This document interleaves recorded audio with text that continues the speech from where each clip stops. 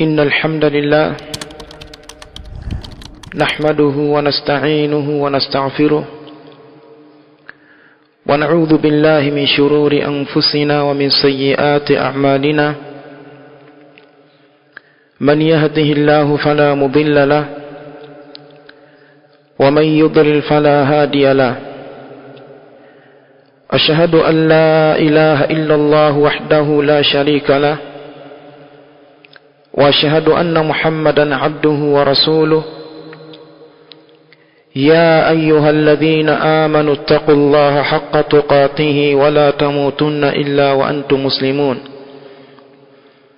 يا أيها الناس اتقوا ربكم الذي خلقكم من نفس واحدة وخلق منها زوجها وبث منهما رجالا كثيرا ونساء واتقوا الله الذي تساءلون به والأرحام إن الله كان عليكم رقيبا يا أيها الذين آمنوا اتقوا الله وقولوا قولا سديدا يصلح لكم أعمالكم ويغفر لكم ذنوبكم ومن يطع الله ورسوله فقد فاز فوزا عظيما أما بعد فإن أصدق الحديث كتاب الله وخير الهدي هدي محمد صلى الله عليه وسلم وشر الأمور محدثاتها وكل محدثة بدعة وكل بدعة ضلالة وكل ضلالة في النار. Baada ya kumhimidi Allah tabaraka wa taala na kumtakia ziada ya sala na salam mtume wake Muhammadin sallallahu alayhi wa alihi wasallam, tunaendelea na kitabu chetu Ta'allamtu min al-haya, nimejifunza katika maisha. Katika darasa ya leo insha Allah taala tutazungumzia mambo manne katika mambo ambayo tunajifunza katika maisha. Jambo la kwanza, anasema al-musannifu hafidhahu Allah taala, anta al-mas'ulu an nafsika, wewe ndiyo mwenye kuulizwa kuhusiana na nafsi yako. fi zahmati al-haya wa indama tuhitu bika al-ahzan, katika msongamano wa maisha na wakati zinapokuzunguka huzuni, tatamanna an tajida man yaqifu ma'aka liwasiyaka, unatamani upate mwenye kusimama na wewe ili akuliwaze, ili akufariji. Watatamanna an tasma'a kalimatan tuzilu anka ana alhammi wa shiddata alalam, na unatamani usikie neno linakuondolea tabu ya huzuni, wa shiddata alalam, na ukubwa wa maumivu. walakinnaka qad la tajidu ahadan, lakini wewe unaweza usimpate yoyote ambaye anasimama na wewe katika kukuniwaza, katika kukufariji, au anakupa neno ambalo linakuondolea tabu ya huzuni na ukali wa maumivu. Kwa hiyo utakuta unatamani lakini unakosa. faljami'u mashghulun binafsihi, kila mmoja ameshughulishwa na nafsi yake. Kila moja anahangaika na nafsi yake.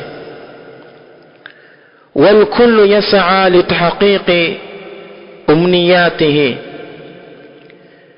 na kila moja anapambana kutimiza malengo yake. Kwa hiyo utakuta kila moja anapambana na nafsi yake, kila moja anahangaika kutimiza malengo yake na mipango yake. Wewe unatamani upate mtu wa kukuniwaza, kukufariji, unakosa. Idhan anta almas'ulu an nafsika, kwa hivyo wewe ni mwenye kuulizwa kuhusiana na nafsi yako. Wa anta alma'niyu tumuhatika, na wewe ndiye ambaye unatakiwa ujitahidi katika kutimiza malengo yako. Kwa hiyo idhan anta almas'ulu an nafsika, wewe ni mwenye kuulizwa kuhusiana na nafsi yako. Kwa hiyo mwenye kuulizwa kuhusiana na nafsi yako ni wewe. Idhan anta almas'ulu an nafsika, wewe ni mwenye kuulizwa kuhusiana na nafsi yako. Wa anta alma'niyu, na wewe ndiye ambaye unatakiwa jitahidi bitahqiqi tumuhatika, wewe ndiye ambaye unatakiwa jitahidi katika kutimiza malengo yako. Lamma kunta saghira, ulipokuwa mdogo, kana alwalidani mas'ulaini anka, walikuwa wazazi wawili wanaulizwa kuhusiana na wewe. Walakin al'an, lakini sasa hivi, wa ba'da an tajawazta al-20, sasa hivi baada ya kuvuka miaka 20, fa anta al-mas'ulu an hayatika wa an najahika, wewe ndio mwenye kuulizwa kuhusiana na maisha yako, na wewe ndio ambaye unaulizwa kuhusiana na kufaulu kwako.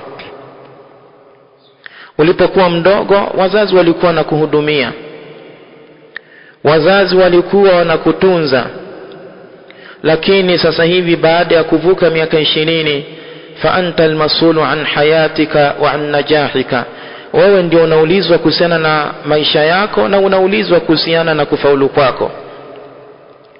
Yajibu an tudrika hajma almas'uliyya, unatakiwa ufahamu ukubwa wa majukumu, wa wujuba lintibahi liidraki ma baqiya min hayatika, na ulazima wa kuzinduka ili kudiriki kilichobaki katika maisha yako. Innaka qadirun biidhnillahi ta'ala ala tajawuz alaqabati wa takhallus min alawaiqi walmushkilati, hakika wewe unaweza biidhnillahi ta'ala, kwa idhni ya Allah tabaraka wa ta'ala, ala tajawuz alaqabati, kuvuka vizuizi, kuvuka changamoto, wa takhallusi, na kujinasua min alawaiqi, na vizuizi, walmushkilati, na matatizo na changamoto. Wa hadha sayatimu ba'da tawfiqillah, na hili jambo litatimia baada ya tawfiki ya Allah tabaraka wa taala. حينما تقتنع بأنك أنت وحدك المسؤول عن نفسك, unapokuwa umekinaika kwamba wewe peke yako ndio unaulizwa kuhusiana na nafsi yako. Laisa shaykhuka, sio shekhe wako, wala walidaka, wala wazazi wako, wala usratuka, wala familia yako, wala ikhwatuka, wala ndugu zako, wala watanuka, wala nchi yako, wala aljam'iyatul khairiyya, wala taasisi za khairi. Anta faqat alladhi yajibu an yabda birasmi alkhutta, wewe peke yako unatakiwa uanze kuweka mipango. Wa anta alladhi sayasulu biidhnillahi ta'ala, na wewe ndio ambaye utafika biidhnillahi ta'ala, kwa idhni ya Allah tabaraka wa ta'ala. Wa hinaha, na wakati huo kifaulu, satahmadullaha, utamuhimidi Allah tabaraka wa ta'ala, ala tilka niyaqadha, juu ya kule kuamka, allati sahamat fi binai nafsika, ambako kumechangia katika kuijenga nafsi yako, linafsika, kwa ajili ya nafsi yako, waliman yantadhiruka. Kwa hiyo katika mambo ambayo tunajifunza katika maisha ni kwamba wewe unaulizwa kuhusiana na nafsi yako. Wewe ndiye ambaye unatakiwa uweke mipango na plani ya kufanikiwa katika maisha yako, ya kufaulu katika maisha yako. Na utaweza biidhnillahi ta'ala, kwa idhini ya Allah tabaraka wa ta'ala, utaweza kuvuka vizuizi na utaweza kujinasua na vizuizi pamoja na changamoto. Lakini hili litatimia unapokuwa unaamini, una yaqini, umekinaika kwamba wewe ndiye ambaye unaulizwa kuhusiana na nafsi yako. Sio shekhe wako, sio wazazi wako, sio familia yako, sio ndugu zako, sio nchi yako, wala sio taasisi za khairi.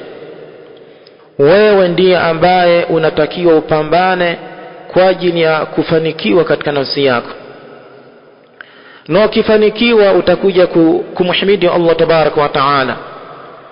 Utakuja kumhimidi Allah tabaraka wa taala kwa kule kuamka ambako kumechangia katika kuijenga nafsi yako ili ufaidike mwenyewe, na ili wafaidike wale ambao wanakusubiri katika watoto wako na katika wajukuu na wengine ambao wanakusubiri na wanakuangalia.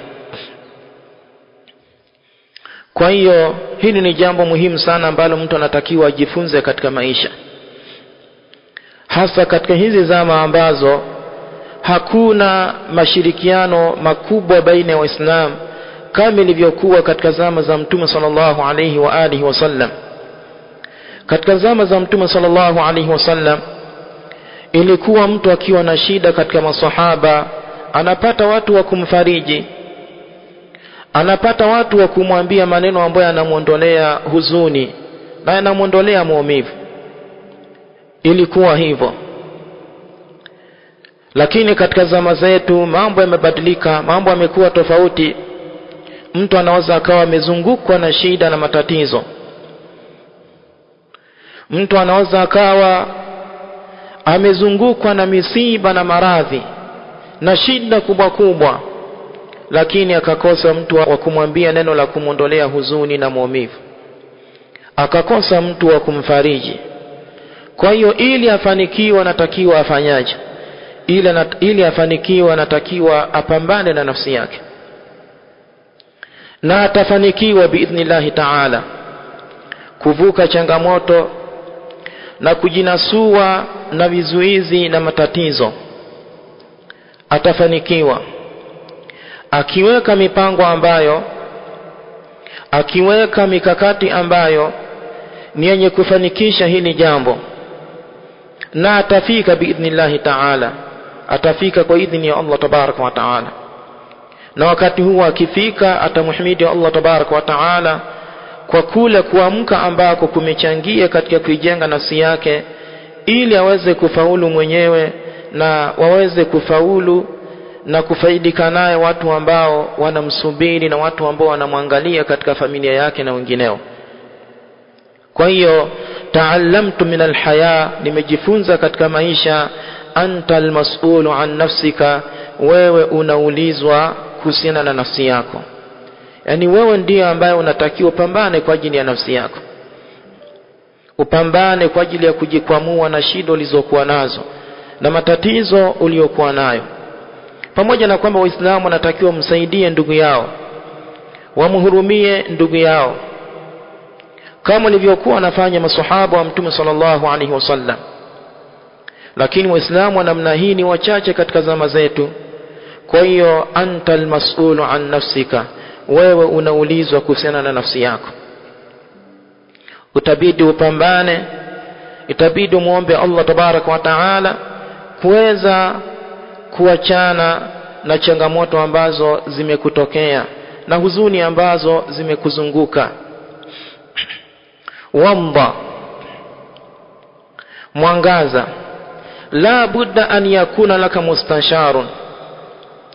Ili uweze kufanikiwa unatakiwa uwe na mshauri, yusaiduka, anakusaidia, litanhadha min jadidin, ili uamke upya. Unatakiwa uwe na mshauri ambaye anakusaidia ili uamke upya. Usifanye mambo bila mshauri. Unatakiwa uwe na mshauri ambaye anakusaidia na kushauri uamke upya. Wala yasihu an tanfarida bil qarar alladhi sayuathiru ala mustaqbalika, na wala sio sahihi kujitegemea na maamuzi ambayo yatakuathiri katika mustakbali wako. Haitakiwi kujitegemea na qarari ambayo na maamuzi ambayo yatakuja kuathiri katika mustakbali wako, kwa sababu unaweza ukajitegemea ukafanya mambo ambayo yanakuharibia zaidi, yanakuvuruga zaidi. Lakini ukiwa na mshauri ambaye ni mwaminifu, ukakaa naye kwa shauriana naye, mtapata njia nzuri ya kupita ili kujitoa katika yale matatizo ambayo yamekutokea na yamekuzunguka. Hii ni nukta muhimu sana katika maisha. Nakumbuka kwamba kuna vijana wengi ambao nimewashauri hili jambo. Katika vijana ambao nimezungumza nao, wakawa wananielezea changamoto ambazo zimewatokea katika maisha, katika maradhi, katika njaa, katika matatizo ya kifamilia na mambo mbalimbali ambayo yamewatokea katika maisha yao, yakawa yanawahuzunisha. Katika mambo ambayo nilikuwa nawahusia hawa vijana, nilikuwa nawaambia ya kwamba wewe ndio ambaye unaulizwa kuhusiana na nafsi yako. Kweli unatamani upate waislamu ambao wanakuliwaza, wanakufariji na wanakuondolea huzuni na maumivu uliyokuwa nayo, lakini waislamu wa namna hii ni hakuna au ni wachache. Na hata wale ambao wanajitahidi, atajitahidi kukusaidia siku 2-3, baada ya hapo anakuchoka, anakukifu. Kwa hiyo ili uondokane na shida ulizokuwa nazo, ili uondokane na matatizo uliyokuwa nayo, antal mas'ulu an nafsika, wewe ndiye ambaye unatakiwa pambane na nafsi yako. Weka plani ili ujitoe katika hali uliyokuwa nayo, na utafika biidhnillahi ta'ala, utafika kwa idhini ya Allah tabaraka wa ta'ala. Na wakati huo utakuja kumhimidi Allah tabaraka wa ta'ala kwa kukusaidia kuijenga nafsi yako kwa ajili ya nafsi yako na kwa wale ambao wanakusubiri katika familia, ndugu, jamaa na marafiki. Kwa hiyo ta'allamtu min alhaya, nimejifunza katika maisha, anta almas'ulu an nafsika, wewe ni mwenye kuulizwa kuhusiana na nafsi yako. Lakini ili uweze kujikwamua, ili uweze kutokana na shida ulizokuwa nazo, usisahau maneno ya mwandishi hapa mwishoni, anasema la budda an yakuna laka mustasharun, ni lazima uwe na mwenye kukushauri, yusaiduka, anakusaidia, litanhaba min jadid, ili uamke upya. Wala yasihu an tanfarida bil qarar, wala sio sahihi kujitegemea na maamuzi, wala sio sahihi kujitegemea peke yako na maamuzi alladhi sayuathiru ala mustaqbalika, maamuzi ambayo yatakuja kuathiri mustakbali wako. Ta'allamtu min alhaya jilsatun ma'a an-nafs, nimejifunza katika maisha kukaa na nafsi. Yulhina az-zaman wa na'tadhiru bi kathrati al-a'mal wa naghfal an islahi an-nafs, tunapumbazwa na wakati na tunatoa udhuru bi kathrati al-a'mal, kwa kukithiri matendo na majukumu. Kwa hiyo muda umetupumbaza na tunatoa udhuru kwa kukithiri kazi na majukumu. Wanaghfal an islahi an-nafs, na tunaghafilika na kuitengeneza nafsi. Wanaqumu kulla yawmin bi'a'malin, na kila siku tunafanya matendo. Wanattakhidhu qararatin, na tunachukua maamuzi. Walakin qad naghfalu an tazkiyati an-nafs, lakini tunaghafilika na kuitakasa nafsi. wa baina safahati alqur'ani najidu qad aflaha man tazakka, na baina ya kurasa za Qur'ani tunakutana na kauli yake Allah tabaraka wa taala, qad aflaha man tazakka, amefaulu yule ambaye ameitakasa nafsi yake na kumshirikisha Allah tabaraka wa taala na madhambi vile vile. Inna min ahammi almuhimmat, hakika katika mambo muhimu, wa aujabil wajibat, na katika mambo ya wajibu, al-iltifata ila nafsi, katika mambo muhimu na katika mambo ya wajibu, al-iltifata ila nafsi wal-inayata biha, ni kuigeukia nafsi na kuitengeneza nafsi. Katika mambo muhimu ni mtu kuigeukia nafsi yake na kuihangaikia nafsi yake, likai tartaqi min alamil ghafla ila alamin jiddi, ili nafsi yake itoke kwenye ulimwengu wa kughafilika kwenda kwenye ulimwengu wa ukweli. Aljiddi ni ukweli na kupambana. Wa min dhulmati dhunubi ila nuri alhasanati, na ili nafsi itoke katika giza la madhambi kwenda kwenye nuru ya alhasanat, nuru ya kufanya matendo mazuri ambayo anayaridhia na anayapenda Allah tabaraka wa taala. وقد رأيت من نفسي وممن أعرف تقصيرا كبيرا في ذلك, nimeona katika nafsi yangu na kwa wale ambao nawafahamu mapungufu makubwa katika hilo. Yani kuna mapungufu makubwa katika watu kuangaikia nafsi zao na kuzitengeneza nafsi zao. Lidhalika ahbabtu an ushira ila kulli man salaka tariqa al-ubudiyya, kwa ajili hii nimependa kumwashiria kila yule ambaye amefuata njia ya ibada,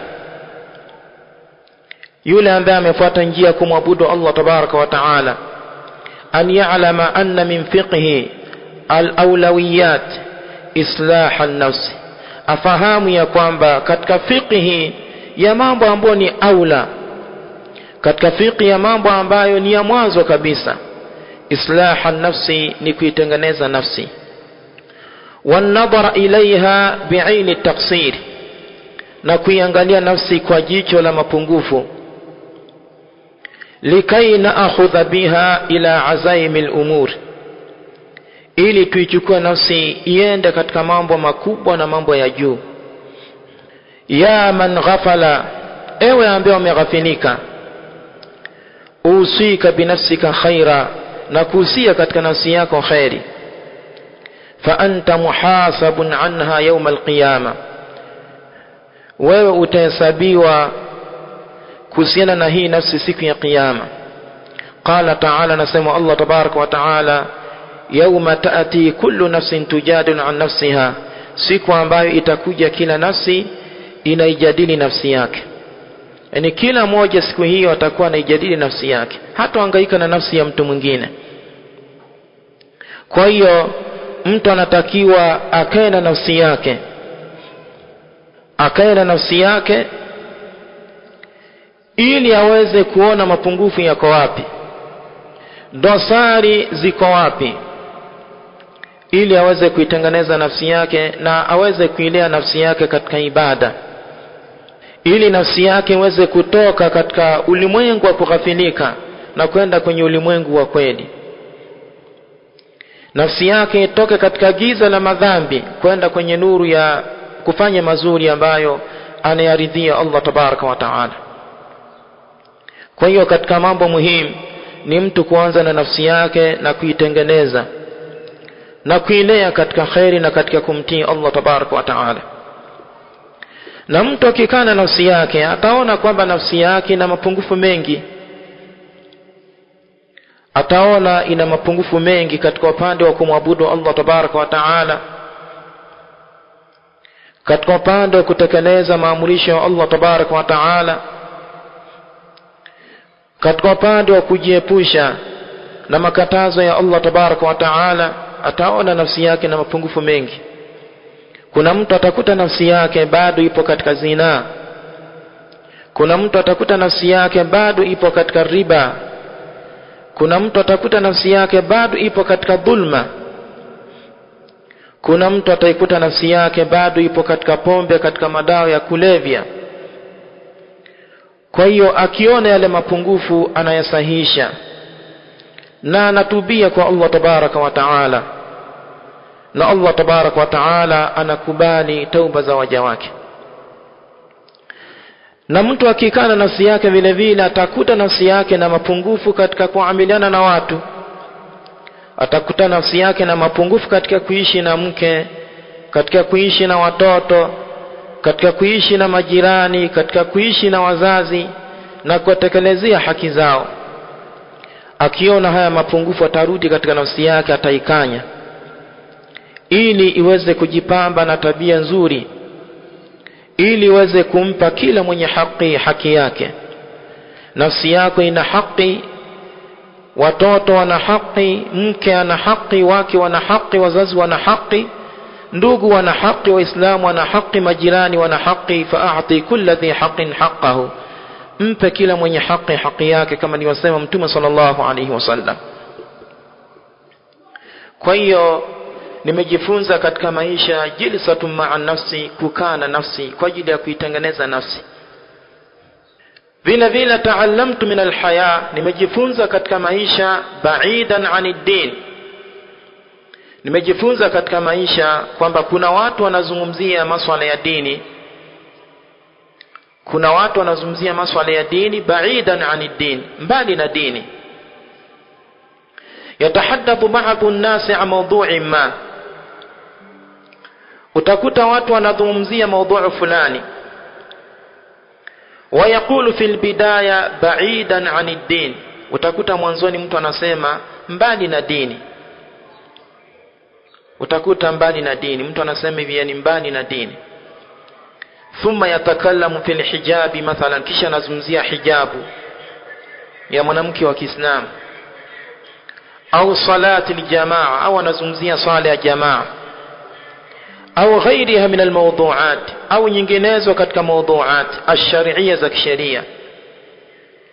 Thumma yahdhi sa'atan fi afkarin wa nadhariyat, kisha anapiga porojo muda katika kutoa fikra mbalimbali na katika kuzungumzia nadharia mbalimbali.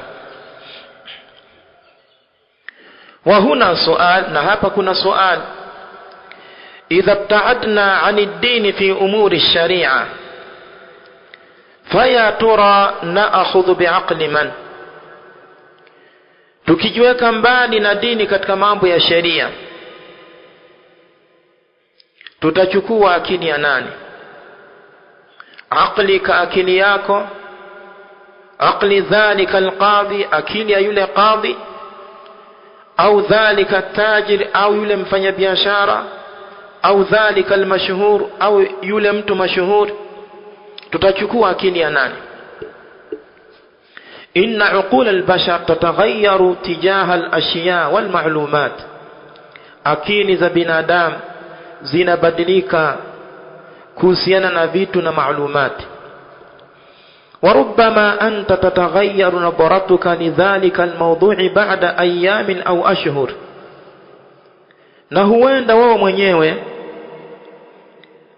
ukabadilika mtizamo wako kuhusiana na ile maudhu baada ya masiku au baada ya miezi.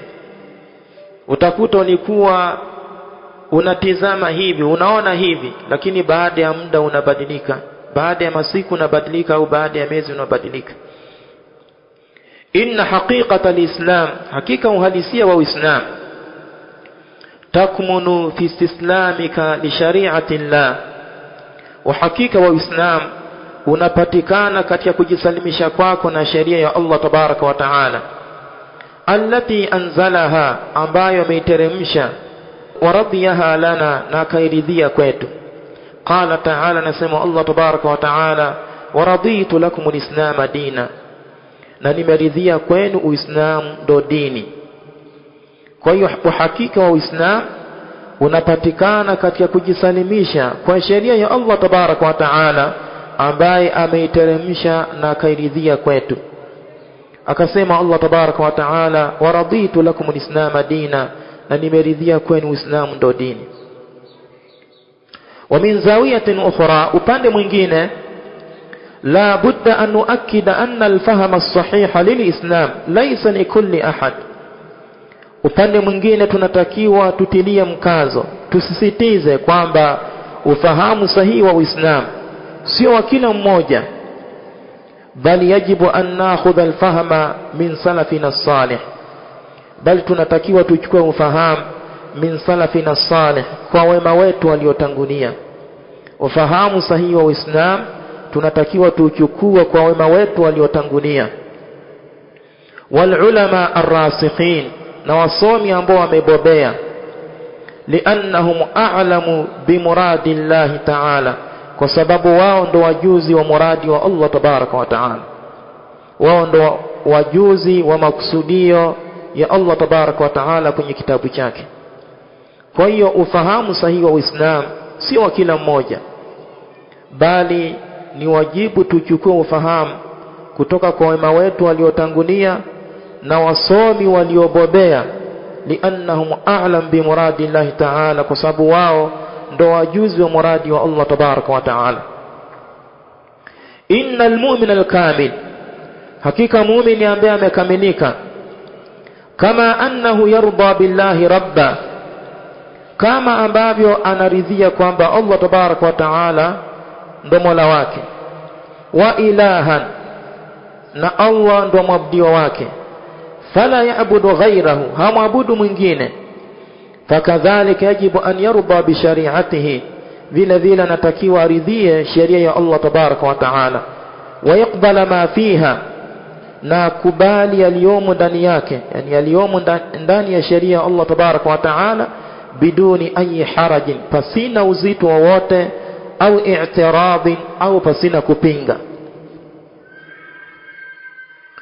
Kwa hiyo huyu ndo muumini ambaye amekamilika, anaridhia kwamba Allah tabaraka wa ta'ala ni Mola wake na ndo mwabudiwa wake, hamwabudu mwingine. Vile vile anaridhia sheria ya Allah tabaraka wa ta'ala, na anakubali yaliyomo katika sheria ya Allah tabaraka wa ta'ala pasina uzito au kupinga. Huyu ndo muumini haqqan, huyu ndo muumini wa kweli. Qala ta'ala, nasema Allah tabaraka wa ta'ala, fala wa rabbika la yu'minuna hatta yuhakkimuka fima shajara bainahum, na hapa kwa Mola wako hawatakuwa na imani mpaka wakufanye hakimu katika yale yaliyotokea baina yao. Thumma la yajidu fi anfusihim haraja, kisha wasipata katika nafsi zao uzito, mimma qadaita, katika yale ambayo wamehukumu, wa yusallimu taslima, na wajisalimishe kujisalimisha. Hii aya inaonyesha kwamba muumini wa kweli ni yule ambaye anamfanya Mtume sallallahu alaihi wasallam ndo hakimu. Kisha Mtume akihukumu jambo, yeye hapati katika nafsi yake uzito, na anasarenda na ile hukumu ya Mtume sallallahu alaihi wa alihi wasallam. Wa nahnu fi umuri alhaya, na sisi katika mambo ya maisha, wa andhimatiha, tajidu annana naqbalu ma fiha biduni i'tirab. Sisi katika mambo ya maisha, wa andhimatiha, na mipangilio yake, tajidu, utakuta, annana, sisi, naqbalu ma fiha, tunakubali yale ambayo yapo ndani yake, biduni i'tirabin, pasina kupinga, bal wanantaqidu man yujadilu fiha, bali tunamkosoa yule ambaye anajadili mambo ya maisha. Utakuta tunamkosoa, tunamsema. Wa mithali dhalika, mfano wa hayo, fi siyasa, katika upande wa siasa, tajidu annana nu'minu anna laha khubara yafahamuna asraraha, utakuta sisi tunaamini kwamba siasa ina wataalamu, ina wazoefu, ina wajuzi, wanafahamu siri zake. Wala natadakhalu fi qararatihim, wala hatuingilii, wala natadakhalu fi qararatihim, wala hatuingilii mambo yao, hatuingilii maamuzi yao. Liannahum a'lam, kwa sababu wao ndo wajuzi. Wa fi umuri al-iqtisadi kadhalika, na katika mambo ya uchumi hivyo hivyo. Utakuta tunaamini kwamba uchumi una wazoefu, una wasomi, wanafahamu siri zake, na hatuingilii maamuzi yao. Wa fi umuri tibbi kadhalika, na katika mambo ya afya hivyo hivyo. Katika mambo ya afya hivyo hivyo utakuta tunaamini ya kwamba haya mambo ya afya, mambo ya hospitali, mambo ya matibabu, haya mambo yana wazoefu na yana wasomi, wanafahamu siri zake, na hatuingilii maamuzi yao na kauli zao. Utakuta mtu anatekeleza ushauri wa daktari 100%, 100%. Lakini katika upande wa dini utakuta watu wanaingilia mambo ya dini. Utakuta watu wanaingilia mambo ya dini na hawana elimu ya dini ya Allah tabaraka wa taala, hawana maarifa na dini ya Allah tabaraka wa taala. Na hata wakishauriwa na walimu na mashekhe na wasomi, hawakubali ushauri wao. Utakuta wanajiongeza katika mambo ambayo ni hatari, anajiongeza katika dini ya Allah tabaraka wa taala, anakuwa na maamuzi yake haswa. Unamwelekeza mambo ya dini, lakini hataki kufuata dini ya Allah tabaraka wa taala, anafuata yale ambayo yapo katika nafsi yake. Hili linatokea sana. Waangalia katika jamii namna ambavyo Waislamu wanaheshimu kauli za wanasiasa, wanaheshimu kauli za watu wa uchumi, wanaheshimu kauli za madaktari, kisha hawaheshimu kauli za walimu wa dini ambao wanawafikishia dini ya Allah tabaraka wa taala. Wewe chunguza utaona, bali unaweza kukuta kwamba wewe mwenyewe una tabia hiyo, kwamba katika mambo ya dunia, mambo ya siasa unaheshimu wanasiasa, katika mambo ya uchumi unaheshimu watu wa uchumi, katika mambo ya afya unaheshimu madaktari, lakini katika mambo ya dini hauna heshima na walimu. Walimu wa dini ambao ni thiqati wa kweli, wakizungumza hauna heshima na maneno yao. Unaambiwa hivi unafanya tofauti, unaambiwa hivi unafanya tofauti. Hili nimeliona sana mpaka kwa masalafi ambao tulikuwa tunatarajia kwamba wao ni watu namba moja katika kuwa na adabu na heshima na kuwasikiliza walimu na kuheshimu. Tulikuwa tunatarajia hivyo, lakini bado kuna watu ambao hawana adabu na hawana heshima. Wanashauriwa, lakini sio watu ambao ni wa kushaurika, sio watu ambao ni waelewa, wanafuata yale ambayo yapo katika nafsi zao. Kwa hiyo tunatakiwa tufuate dini ya Allah tabaraka wa taala, tufuate mafundisho ya Allah tabaraka wa taala, tufuate sheria ya Allah tabaraka wa taala, na tukubali yale ambayo yapo katika sheria pasina uzito na pasina kupinga. Kama niyasema Allah tabaraka wa taala, fala wa rabbika la yu'minuna hatta yuhakkimuka fima shajara bainahum thumma la yajidu fi anfusihim harajan mimma qadayta wa yusallimu taslima.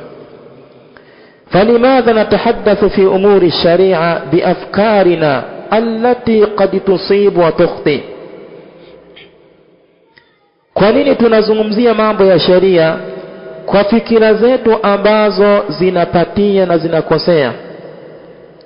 ونفسر النصوص على حسب أهوائنا وشهواتنا ونظرياتنا, na tunatafsiri dalili za kitabu na sunna kulingana na matamanio yetu, shahawati zetu na uoni wetu. Kama annana nusallimu li ahli al-ikhtisas fi umuri al-haya, kama ambavyo tunawakubalia watu ambao wamebobea katika mambo ya maisha, tunawakubalia madaktari, tunawakubalia watu wa uchumi, tunawakubalia wanasiasa, kama ambavyo tunasarenda kwa watu ambao wamebobea katika mambo ya maisha. Fakadhalika hunaka ulama ulisharia vile vile kuna wasomi wa sheria. Yajibu an nusallima lahum, tunatakiwa tusarende kwao. Wa naqbala tawjihatihim, na tukubali maelekezo yao. Fi maani nususi alkitabi wa sunna, katika maana za kitabu na sunna. Wa bayani ahkamiha, na kubainisha zile hukumu zake. Na waislamu wakifanya hivyo watafanikiwa katika dini yao, watakuwa na maendeleo makubwa katika dini yao. Lakini kama hawatafanya hivyo, wakaendelea kufanya kama walivyo sasa hivi, wanawakubalia watu wa dunia katika mambo ya dunia, lakini hawakubali wasomi wa dini katika mambo ya dini, hawezi wakapata maendeleo katika dini yao. Kama watapata maendeleo, watapata maendeleo ambayo ni kidogo, na hawezi wakafanikiwa katika dini yao. Kama watafanikiwa, watafanikiwa kwa kiasi ambacho ni kidogo, pale unapokuwa wamewasikiliza wasomi na wamefuata maelekezo yao katika maani za dalili za kitabu na sunna, na katika kubainisha zile hukumu zake. Ta'allamtu min alhaya, nimejifunza katika maisha. Ana wa anta lasna ala sawabin, mimi na wewe hatupo kwenye usawa. Anakusudia nini? Nakusudia ya kwamba kuna baadhi ya watu, yeye anaamini kwamba kila analofanya ni sawa. Mfano, utamkuta baba nyumbani anaamini kwamba kila anachofanya yeye ni sawa. Utamkuta mwalimu anaamini kila anachofanya yeye ni sawa. Utamkuta mwanamke anaamini kwamba kila anachofanya yeye ni sawa, yaani yeye hakosei. Utamkuta mkuu wa shirika wa kampuni anaamini kwamba kila anachofanya yeye ni sawa. Sasa Sheikh anasema kwamba ta'allamtu min alhaya, nimejifunza katika maisha ya kwamba ana wa anta, mimi na wewe, lasna ala sawabin, hatupo katika sawa kila wakati. Yaani kila tunapofanya jambo, bali saa nyingine tunapatia na saa nyingine tunakosea. Min alhikam aljamila allati waqaftu alaiha, katika hikima nzuri ambazo nimekutana nazo. Inna min akbar uyubika, hakika katika aibu zako kubwa, an ta'taqida annaka ala sawabin daiman, ni kuitakidi ya kwamba wewe uko sawa muda wote. Katika aibu kubwa ni wewe kuitakidi kwamba wewe uko sawa muda wote. Bikulli sarahatin nahnu narfudhu an-naqda wat-tashiha alladhi qad yasilu ilayna, kwa uwazi wote sisi tunakataa ukosoaji na usahihisho ambao unatufikia sisi. Wanashuru bi annana ala sawabin fi kulli shay'in, na tunahisi kwamba sisi tupo katika sawa katika kila jambo. Wa fi kulli yawmin, kila siku. Wa fi kulli qararin, na katika kila maamuzi. Wa fi kulli tasarrufin, na kwenye kila jambo. Nahnu ma'asumuna min az-zalal, yani sisi tumesalimika na makosa, sisi tumesalimika na kuteleza. Hakadha yash'uru ba'duna, hivi ndivyo ambavyo wanahisi baadhi yetu. Yani kuna baadhi yetu wanakataa kukosolewa, kusahihishwa. Wanaamini kwamba wao wako sawa katika kila kitu, kila siku, kila maamuzi, kila jambo ambalo wanafanya. Kuna watu ambao wanaamini hivyo kwamba wao wamesalimika na kukosea. Kuna watu ambao wanahisi hivi, kuna baadhi yetu wanahisi hivi. Hata lau az'ajana, hata kama mtu atatupigia makelele, waqala, na akasema, man indahu nasiha falyukhbirna, yule ambaye ana nasaha atupe. Hata kama mtu atatupigia makelele akasema hivi kwamba yule mwenye nasaha atupe, hata kama atasema hivi, yani kuna watu ambao anaitakidi kwamba yuko sawa muda wote. Hata kama atafungua mlango, mwenye nasaha atuambie, mwenye ushauri aseme, lakini utakuta uhalisia wa mambo anaitakidi kwamba yuko sawa. Fi dhalika albayt, kwenye ile nyumba, yara al-ab anna kulla aqwalihi wa af'alihi sawab, Kwenye ile nyumba utamkuta baba anaona kwamba kila kauli zake na matendo yake ni sawa. Wa anna kulla naqdin yatihi min zawjatihi, na kila ukosoaji ambao unamjia kutoka kwa mke wake au waladihi au kutoka kwa mtoto wake, fa innahum ala khata, wao wapo katika makosa. Kuna baadhi ya mababa wako hivyo, anaamini kila kauli yake, kila kitendo chake ni sawa. Ukosoaji wa mke wake wakija anaona ni makosa, mtoto wake akikosoa anaona ni makosa. Na kuna mwanamke ambaye anaamini kwamba yeye hakosei, tilka zawja la tukhti abadan. Kuna yule mwanamke anaona kwamba yeye hakosei, wa jami'u tasarrufatiha sawab, na matendo yake yote yako sawa 100%. Wa hina ma yu'atibuha az-zawju ala ayi taqsirin, na mume anapokuwa anamlaumu kwa mapungufu, aliyokuwa nayo, fahuwa ala khata'in wa huwa dhalim, anaamini kwamba mume amekosea na amefanya dhulma. La yuqaddiru as-sinina allati ayashatha ma'ahu, haithamini ile miaka ambayo ameishi naye. Kwa utakuta mwanamke anaamini kwamba mume amekosea na mume amefanya dhulma, na hathamini miaka ambayo ameishi na huyu mwanamke. Wala'alla rafdaha linasaihi zawjiha huwa sabab fi tamadiha fi uyubiha, na kukataa nasaha za mume wake ndo sababu za kuendelea na zile kasoro zake na zile dosari zake. Wabitali hiya al'ana mutallaqa, kwa ajili hii utakuta huyu mwanamke amepewa talaka. Utakuta ameshapewa talaka, mume ameshaachana naye. Walau annaha qabilat an-nusha, angekubali nasaha, wa talaqat an-naqda, na akapokea ukosoaji bishaklin ijabi, kwa njia nzuri, la baqiyati zawja, angebakia ni mke. Kuna wanawake wa namna hii, anaamini kwamba kila anachofanya ni sawa, kila anachotenda ni sawa.